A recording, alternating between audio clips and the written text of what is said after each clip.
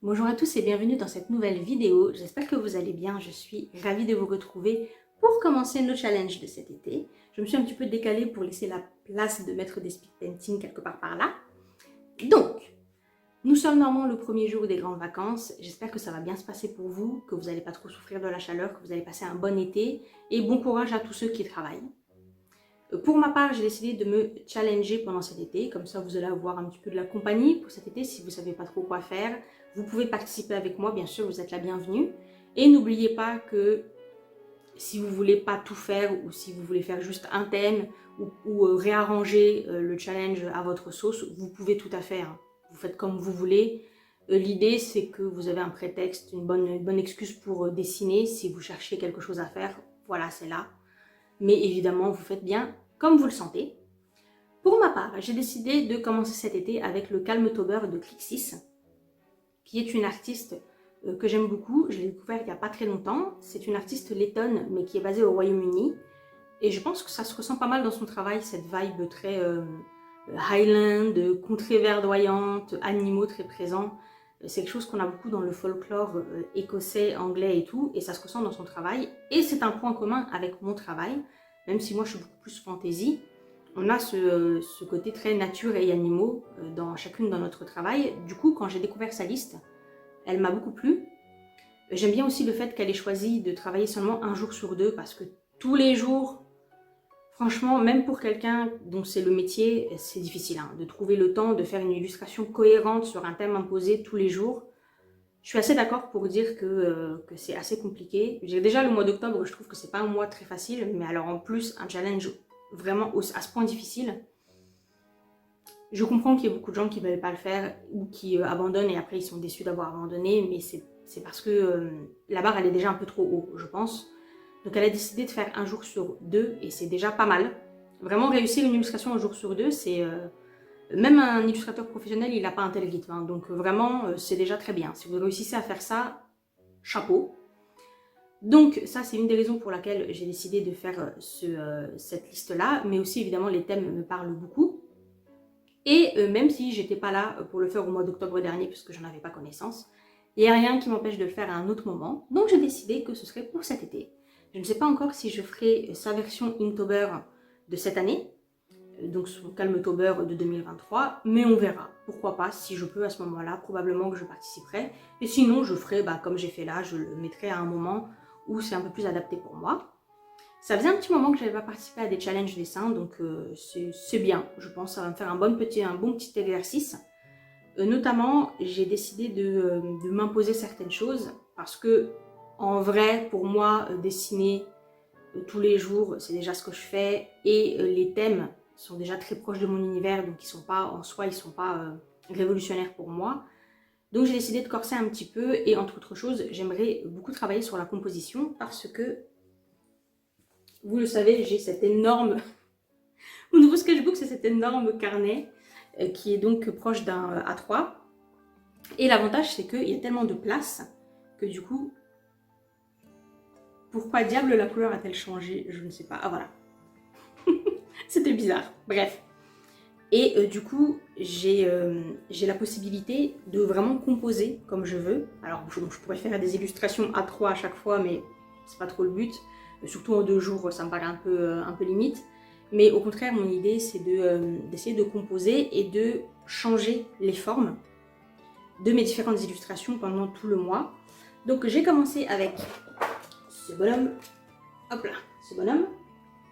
Et donc, vous voyez, je l'ai fait vraiment sur le côté de la page. J'ai déjà commencé ici à faire le croquis pour le prochain thème parce qu'il faut que j'avance. Et ici, il y aura le troisième. Donc, il y aura 3 jours sur une seule page. Vu qu'elles sont très grandes, je peux me le permettre. Et lui, il est assez libre. Il n'y a pas de contour, il n'y a pas de décor. Il est juste là en train de planer dans son truc. Et pour les autres, je vais essayer de faire des formes un peu différentes. Et je vais essayer de faire comme ça pendant tout le challenge. Différentes formes, différents cadrages. On va voir si j'y arrive. En tout cas, c'est mon idée.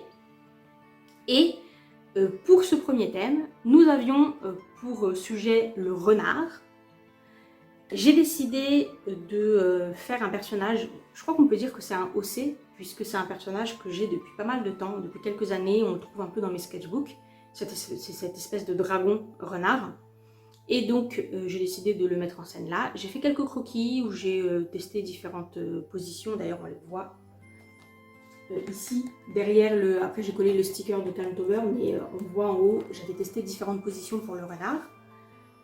Et puis, je me suis dit que la première que j'avais essayée, c'était la plus simple. Et des fois, le plus simple, c'est le plus efficace.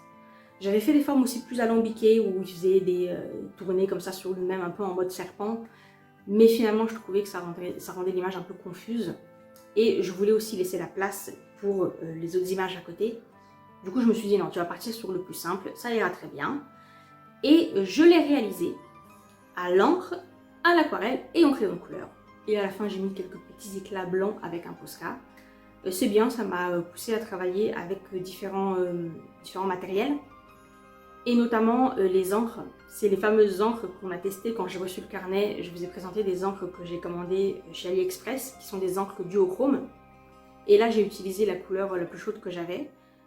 J'aime bien parce que c'est un orange qui n'est pas trop saturé. C'est pas un orange rouge. Et je trouve que ça ressemble beaucoup plus à la vraie couleur d'un pelage de renard. Et elle a des effets comme ça, déjà en elle-même, qui sont vraiment très jolis. Et pour le reste, donc notamment la partie blanche de son pelage et les espèces de petites cornes et tout, j'ai utilisé de l'aquarelle, puisque j'avais pas d'équivalent en encre. Et puis de toute façon, voilà, j'ai mon aquarelle aussi. Et puis après, avec les crayons, j'ai refait le contour. J'ai mis aussi quelques nuances dans sa bouche, etc. Et j'ai aussi mis un orange un peu plus saturé et un peu de rouge pour juste ça et là remettre un peu de la couleur sur ce orange un peu désaturé. Et j'aime bien le résultat. Bon, en même temps, c'est un sujet que je connais, puisque comme je vous le disais, c'est un personnage que j'ai déjà dessiné. Et je vais essayer, pendant tout ce challenge, de... comment on pourrait dire? Je dis pas de pas avoir de référence, mais de vraiment réinterpréter autant que faire se peut, de faire directement d'après mon imagination. Donc là, par exemple, ce personnage, je l'ai inventé et j'avais pas de modèle. Pour la deuxième image que j'ai commencé à croquer, pareil, j'ai pris comme référence un autre de mes anciens dessins. Donc ma référence, c'est moi-même. Et je vais essayer de faire ça. Alors il y a quand même des limites, hein. Il y a des choses que j'ai pas l'habitude de dessiner, donc je vais aller chercher un peu des images au moins d'inspiration. Mais je vais essayer de m'en éloigner, c'est-à-dire que par rapport à mes précédents carnets où j'avais l'habitude de prendre la référence, d'avoir l'image et de copier cette image en l'ayant sous les yeux, là je vais essayer de, par exemple si je prends une référence, je vais l'étudier, puis après je vais la mettre de côté et je vais essayer de la refaire d'après mon imagination et je vais essayer de recomposer avec ce qu'il y a moi dans mon esprit et ce sera forcément éloigné de l'image d'origine parce que quand vous faites ça, c'est un très bon exercice hein, d'ailleurs, quand vous faites ça, vous vous rendez compte qu'il y a beaucoup de zones dans l'image que vous avez zappé, beaucoup d'éléments, et vous allez être obligé de réinventer ces éléments, et du coup ça devient beaucoup plus votre image et votre créativité. Donc c'est ce que je vais essayer de faire. On va voir jusqu'à quel point j'y arrive. En tout cas, ce dragon renard, ça m'a donné le bon élan, je pense, et j'en suis assez contente. Voilà, je crois que c'est tout ce que j'avais à dire. Il n'y a qu'un seul dessin puisque c'est le premier jour. Mais du coup, la vidéo est quand même un petit peu longue parce que je voulais vous réexpliquer tout le principe du challenge. Évidemment, je ne vais pas le refaire à chaque vidéo, mais la prochaine fois, on aura avancé sur les thèmes suivants, donc il y aura plusieurs dessins. Et donc, on se retrouve la semaine prochaine pour la suite de nos aventures avec ce Calmtober.